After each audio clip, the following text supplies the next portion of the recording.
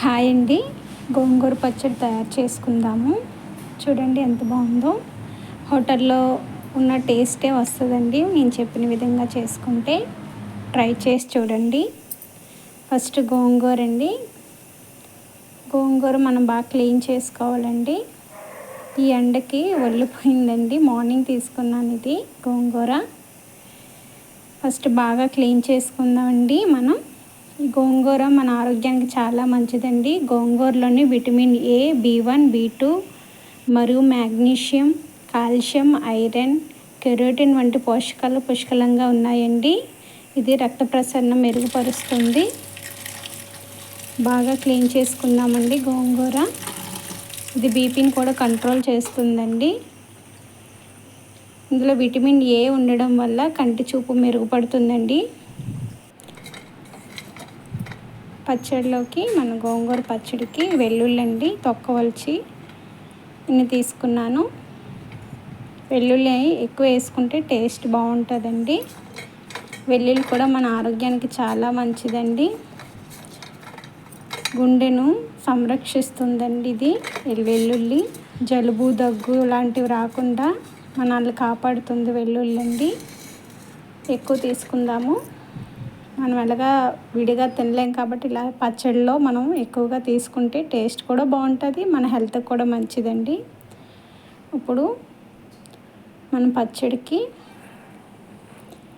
తయారు చేసుకుందామండి. ముందుగా మనం పచ్చడి చేసుకుంటాం కదా, ఆ కళాయి పెట్టుకొని ఆయిల్ వేసుకొని ఎండుమిర్చి అండి. నేను 8 ఎండుమిర్చి తీసుకున్నాను 6 కట్టలకి.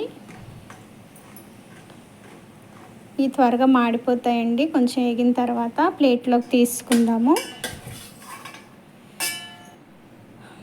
చూసారు కదా, ఇలా ప్లేట్లో తీసుకొని మనం కడిగి ఉంచుకున్నాం కదండి, బాగా క్లీన్ చేసుకున్నాం కదా గోంగూర, అది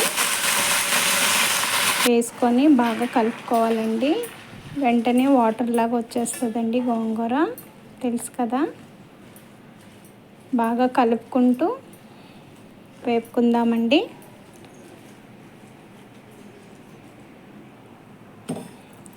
ఇలాగా దగ్గరుండి వేపుకోవాలండి గోంగూర.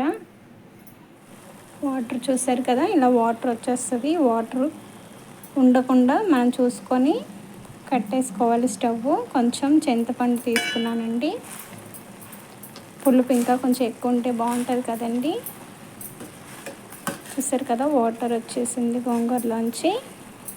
ఇలా బాగా కలుపుకుంటూ ఉండాలండి, లేకపోతే అడుగు పట్టేస్తుంది, మళ్ళీ టేస్ట్ బాగోదండి.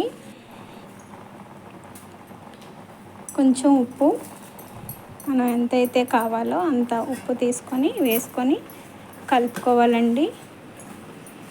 కొంచెం ఏదైనా వాటర్ ఉంటే బయటకు వచ్చేస్తుంది ఉప్పు వేయడం వల్ల. బాగా కలుపుకోవాలండి. చూసారు కదా, లైట్గా అడుగు పడుతుంది. అడుగు పట్టకూడదండి. అడుగు పట్టకుండా కలుపుకుంటూ ఉండాలి. చూసారు కదా, ఏగిపోయిందండి. ఇది మనం చట్నీ చేయడానికి రెడీ అయిపోయినట్టేనండి.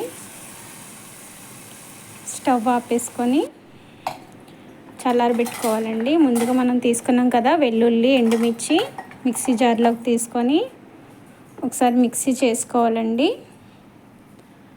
దీంట్లో ఇప్పుడు మనం వేపుకున్నాం కదండి గోంగూర,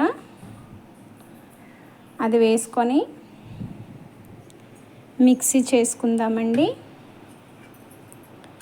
బాగా మిక్సీ చేసుకుంటే టేస్ట్ బాగుంటుందండి. ఉప్పు అన్నీ వేసేసుకున్నాం కదా.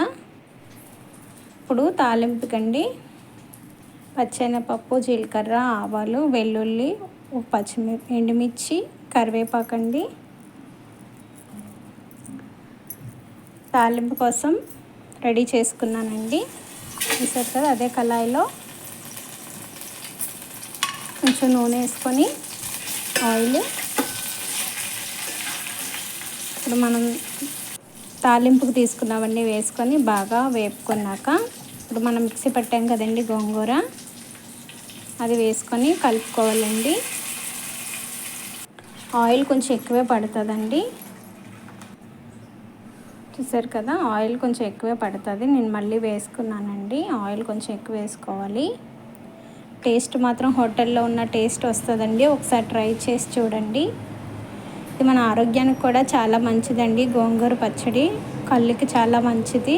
రేచీకటి రాకుండా ఇది కాపాడుతుందండి. థ్యాంక్ యూ అండి చూసినందుకు. పిల్లలు ఆకుకూరలు తినరు కదండి, వాళ్ళకి ఇలాగ పచ్చడి చేసి పెడితే బాగుంటుందండి. మీకు నచ్చినట్లయితే సబ్స్క్రైబ్ చేయండి. Thank you.